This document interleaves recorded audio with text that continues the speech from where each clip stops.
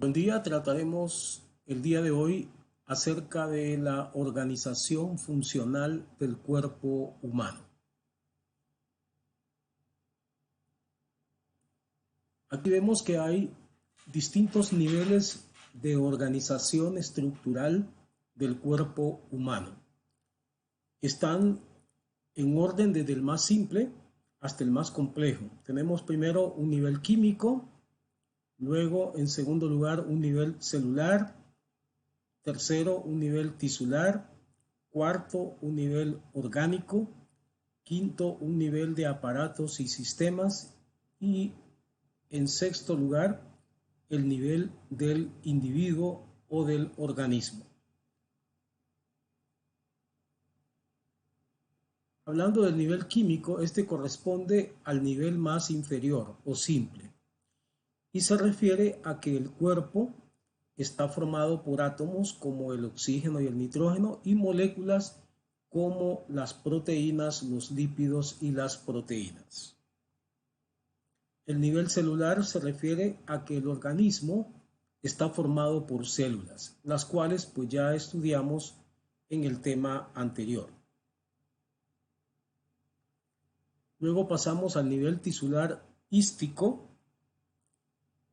o hístico, que se refiere a que el cuerpo está formado por tejidos y los tejidos son conjuntos de células similares que suelen tener un origen embrionario común y que funcionan en asociación para desarrollar actividades especializadas. Ejemplos tenemos los tejidos epitelial y muscular. Luego pasamos a un nivel superior, que es el nivel orgánico, que se refiere a que el cuerpo está formado por órganos, que a la vez son estructuras formadas por dos o más tejidos distintos. Ejemplo de órganos: el corazón, los riñones y los intestinos. Luego sigue el nivel de los aparatos y sistemas. Los aparatos y sistemas están formados por varios órganos relacionados con una función común, como el aparato digestivo, el aparato respiratorio, el sistema nervioso y el sistema endocrino. Y por último tenemos el nivel del organismo, o también llamado nivel del individuo, en donde todas las partes del cuerpo están funcionando en conjunto. Así como hay una organización del cuerpo, también hay una organización de los líquidos del organismo. Estos están organizados en dos grandes compartimientos: el líquido intracelular, que se conoce con las siglas de L y C, y el líquido extracelular, que se conoce con las siglas de LS. El líquido intracelular corresponde a 2/3 del volumen, mientras que el extracelular corresponde a 1/3 del volumen.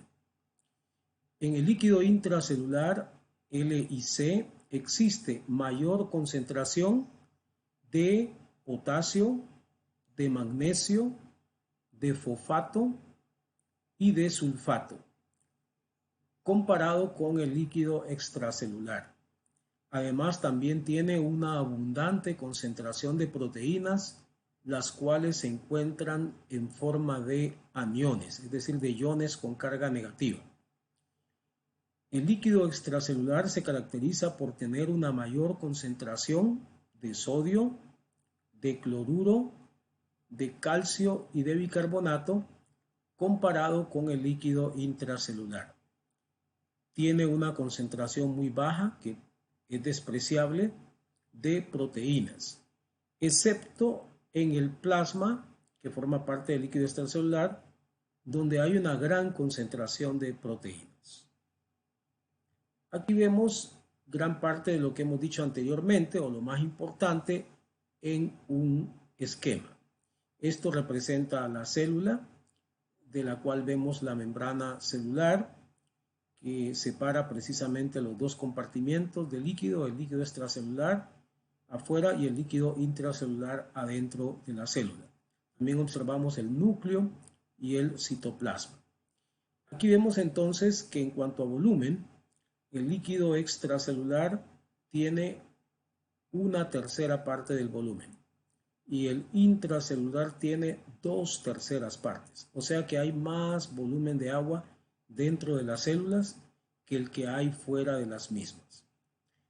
Y aquí vemos diferencias de composición que son las más importantes. Vemos que el sodio, el cloruro y el calcio están más concentrados en el líquido extracelular que en el intracelular. Eso está simbolizado por la diferencia de tamaño con que aparece el símbolo correspondiente. Con el potasio y las proteínas observamos que estas están altamente concentradas en el líquido intracelular. En cambio, la concentración afuera es bastante baja. La de las proteínas ni siquiera aparece porque es despreciable. Observamos también que las proteínas tienen carga negativa.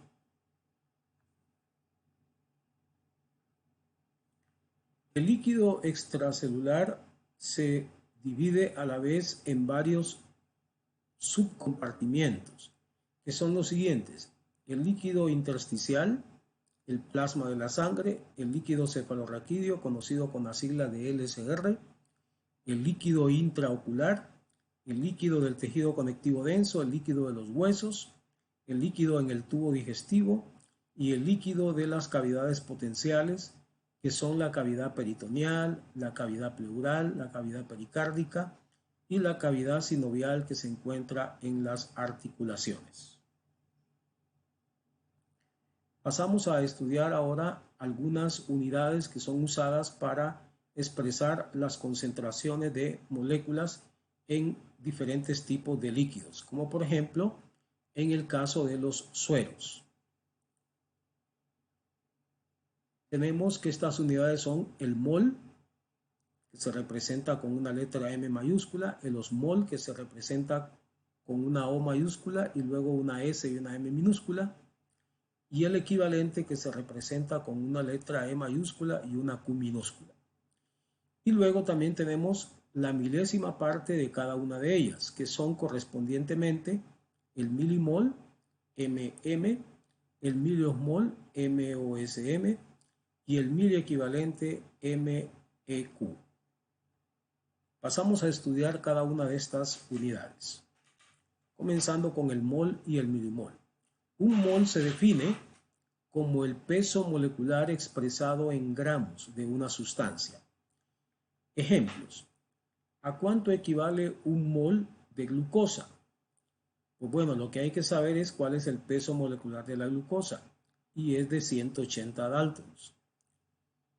Como es así, entonces un mol de glucosa es igual a 180, que es el peso molecular, pero en vez de ser expresado en daltons, que son las unidades que se usan para el peso molecular, se expresa en gramos. Entonces, en resumen, un mol de glucosa es igual a 180 gramos de glucosa. ¿Y a cuánto equivale un milimol? Pues equivale a 180 miligramos, porque un miligramo es la milésima parte de un gramo. Así, entonces, un milimol es la milésima parte de un mol. Otro ejemplo: un mol de cloruro de sodio es igual a 58.5 gramos, puesto que tiene un peso molecular de 58.5 daltons. Entonces, como ven, un mol se define como el peso molecular, en este caso 58.5 daltons, pero expresado en vez de daltons en gramos, entonces 58.5 gramos. ¿Y a cuánto equivale un milimol de cloruro de sodio? Pues es igual a 58.5 miligramos. Pasamos a estudiar ahora el osmol y el miliosmol.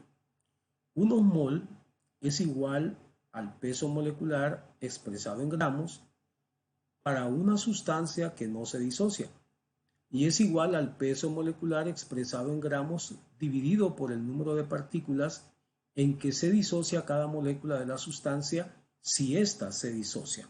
Entonces, como ven, esta definición tiene dos partes, y una corresponde a cuando la molécula no se disocia, las moléculas de la sustancia no se disocian, y la otra corresponde a cuando las moléculas se disocian. Ejemplos. Un osmol de glucosa es igual a 180 gramos, ya que el peso molecular de esta es de 180 daltons y además se trata de una sustancia que no se disocia. Entonces aplicamos la primera parte de la definición, peso molecular expresado en gramos. Un miliosmol es igual a 180 miligramos. En vez de gramos, la milésima parte de un gramo. Otro ejemplo. Un osmol de cloruro de sodio es igual a 58.5 gramos dividido entre 2. O sea que va a ser igual a 29.25 gramos. Es decir, a la mitad del peso molecular expresado en gramos. ¿Y por qué? Porque el cloruro de sodio se disocia en dos partículas por cada molécula, una que es la de cloruro y otra que es la de sodio. Entonces, por eso hay que dividir el peso molecular, pero expresado en gramos, entre 2, que es el número de partículas en que se disocia cada molécula. Entonces, un osmol de cloruro de sodio es igual a la mitad del peso molecular expresado en gramos, 29.25 gramos. Si un osmol de cloruro de sodio es igual a 29.25 gramos, entonces un miliosmol de cloruro de sodio es igual al mismo número, pero en miligramos, 29.25 miligramos. Pasamos al estudio del equivalente y el mil equivalente. Un equivalente es igual al peso molecular o atómico expresado en gramos, dividido por la valencia, sin tomar en cuenta el signo de la valencia.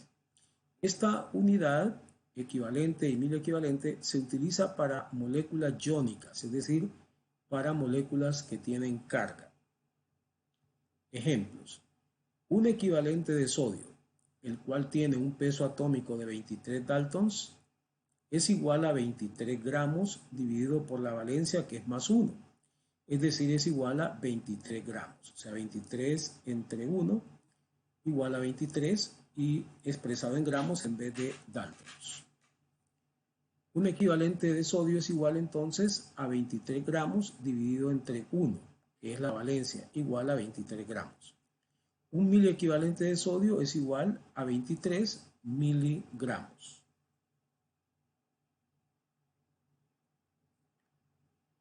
Otro ejemplo, un equivalente de calcio, Ca+2, el cual tiene un peso atómico de 40 daltons, es igual a 40 gramos dividido por la valencia, que como ven es más 2. Por lo tanto es igual a 20 gramos, porque sería un equivalente de calcio igual a 40 gramos dividido entre 2, que es la valencia, igual a 20 gramos.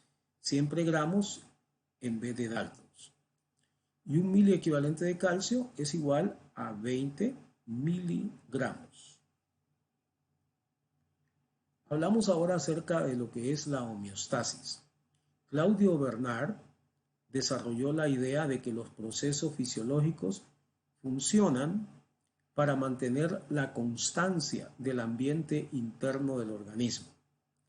Ese ambiente interno era llamado medio interior por Bernard.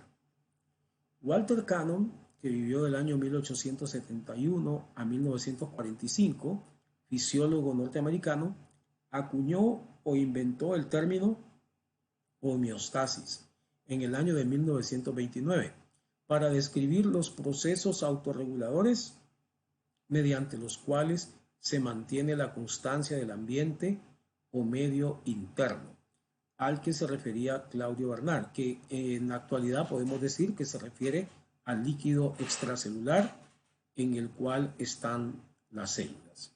Entonces, en resumen, la homeostasis se refiere más a todos los procesos que mantienen una constancia del ambiente interno del organismo. Por lo menos ese fue el concepto original. El término se deriva de dos raíces griegas, homeo, que significa semejante, y estasis, que significa estado fijo. La homeostasis implica el mantenimiento del medio interno relativamente estable a pesar de la variabilidad en el medio externo. La homeostasis es la situación en la que el ambiente interno del organismo se mantiene dentro de determinados límites fisiológicos. De manera que el hecho de que haya homeostasis no significa que hay un estado que no cambia, sino que hay cambios, pero dentro de cierto límite y que son además regulados. Se dice que el organismo está en homeostasis cuando su medio interno tiene las siguientes características. Número 1. Tiene la concentración óptima de gases, elementos nutritivos, iones y agua. Número 2. Tiene una temperatura óptima. Y número 3. Tiene un volumen óptimo para la salud de las células. La alteración de la homeostasis puede llevar a enfermedad. El término homeostasis puede aplicarse no solo en forma global para todo el organismo, sino en forma particular. Así, por ejemplo, se puede hablar de homeostasis de la presión arterial y de homeostasis de la temperatura corporal, para referirse al mantenimiento de estos parámetros, presión arterial y temperatura, dentro de cierto rango normal fisiológico. Para mantener la homeostasis existen dos tipos de mecanismos de control o de regulación. Los mecanismos de prealimentación o anticipación, que se conocen también como mecanismos de feed-forward, y los mecanismos de retroalimentación, que se conocen como mecanismos de feedback. Vamos a estudiar el primero, mecanismo de prealimentación o feed-forward. Se refieren al control de una variable antes de que ésta se desvíe.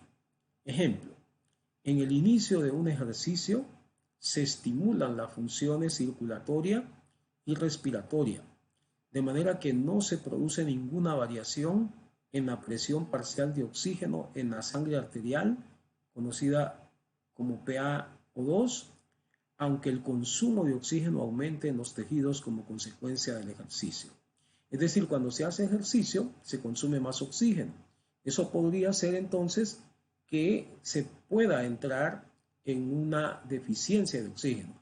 Pero el organismo, en la medida que se va haciendo ejercicio, incluso algunos dicen que con solo pensar en hacer ejercicio, se va preparando, se va adaptando para captar más oxígeno y para mover más oxígeno para que el organismo no entre en un déficit de oxígeno. Entonces quiere decir que se controla la variable antes de que se desvíe.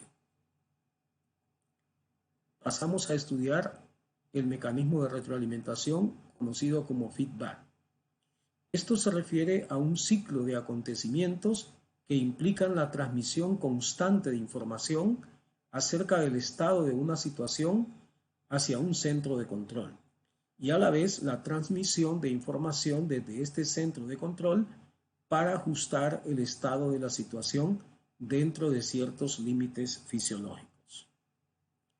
Existen tres elementos que son fundamentales en el mecanismo o sistema de retroalimentación: el receptor, el centro de control y el efector.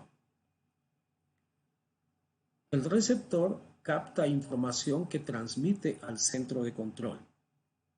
Como lo vimos en esta diapositiva, el receptor le envía información, como lo representa esta flecha, al centro de control. El centro de control recibe la información y la analiza, entre comillas, y en base a ello envía, entre comillas, órdenes a un efector. Como podemos observar acá, esta flecha nos indica que desde el centro de control viaja información, pero que son órdenes hacia el efector. Y el efector es quien ejecuta las órdenes del centro de control. La retroalimentación puede ser negativa o positiva. La retroalimentación negativa es cuando la respuesta invierte al estímulo inicial, es decir, cuando se produce lo opuesto. La retroalimentación positiva es cuando la respuesta potencia al estímulo inicial, es decir, cuando se produce más de lo mismo.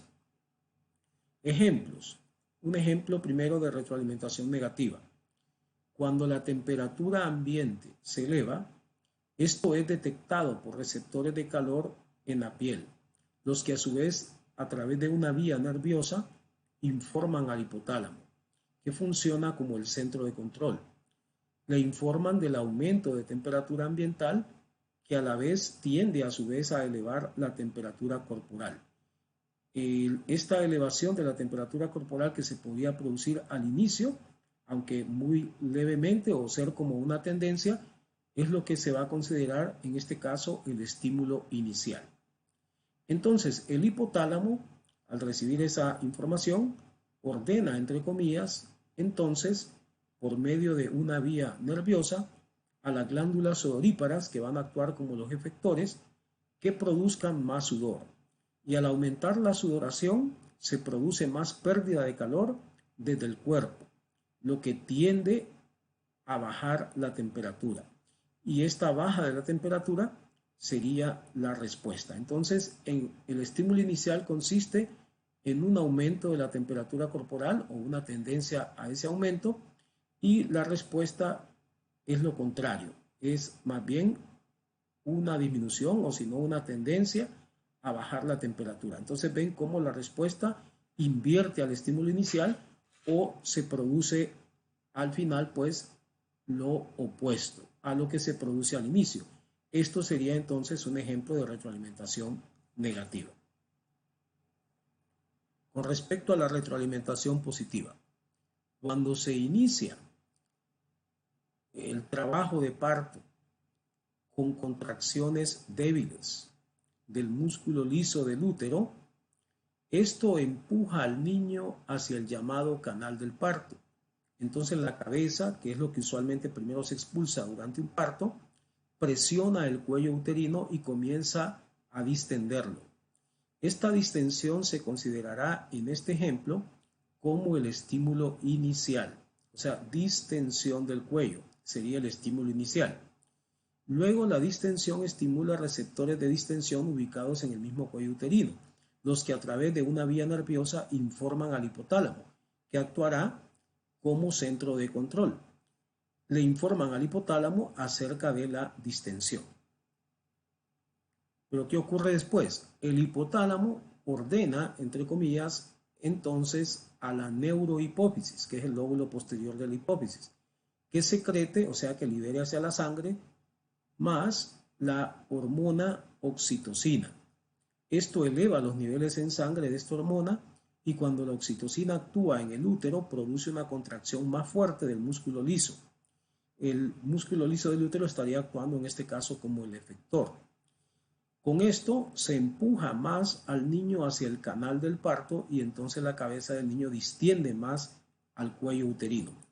Esta mayor distensión del cuello uterino sería la respuesta. Entonces, como ven, si el estímulo inicial es distensión del cuello uterino, la respuesta es más distensión del cuello uterino. Entonces, la respuesta está potenciando al estímulo inicial, o en otras palabras, se está produciendo más de lo mismo. Por eso sería retroalimentación positiva. Al distenderse más el cuello uterino, se estimulan más los receptores de distensión que están en ese cuello uterino y aumentan entonces las señales nerviosas hacia el hipotálamo, y este ordena que se secrete todavía más oxitocina, aumentándose más los niveles en sangre de la misma y produciéndose una contracción todavía más fuerte del músculo liso del útero. Esto continúa después en forma cíclica, de manera que se establece lo que se conoce como un círculo vicioso hasta que al final se produce el parto. Podemos ver aquí gráficamente lo que ocurre. Aquí tenemos el útero. Adentro del útero tenemos un bebé, o sea que tenemos que imaginarnos una mujer embarazada y que ya está cerca pues de dar a luz. Observamos acá el cuello del útero y observamos acá el canal del parto, que básicamente corresponde acá a la vagina. Entonces observemos que inicialmente, cuando ya va a comenzar el trabajo del parto, se da una contracción del músculo liso que está aquí en la pared del útero, que inicialmente es débil, pero eso ya comienza a empujar al bebé, en este caso, suponiendo que es la cabeza, lo que va a salir primero, entonces la cabeza comienza a presionar el cuello del útero y este comienza a distenderse. Cuando se comienza a distender el cuello uterino, eso va a producir una estimulación de receptores de distensión en el cuello uterino. Recuerden que esto es lo que se va a considerar como el estímulo inicial en este mecanismo de retroalimentación. Posteriormente, ¿qué sucede? La estimulación de los receptores de distensión en el cuello uterino hace que viajen señales nerviosas por una vía nerviosa hasta el hipotálamo. El hipotálamo, al recibir esas órdenes, entonces él envía información en forma de órdenes a la neurohipófisis para que libere a la sangre oxitocina. Los niveles de oxitocina aumentan en la sangre y por medio de la circulación sanguínea, la oxitocina llega a actuar en el útero para producir más contracción del músculo liso uterino. Eso va a empujar más al niño y la cabeza va a presionar más al cuello y el cuello se va a distender más. Y esto va a ser la respuesta. Entonces la respuesta es más distensión del cuello uterino. Y el estímulo inicial era distensión del cuello uterino. Entonces se está produciendo más de lo mismo y más de lo mismo que se producía al inicio y se está potenciando entonces el estímulo inicial. Entonces ya vemos que se trata este mecanismo de retroalimentación positiva. Este mecanismo que funciona durante el parto.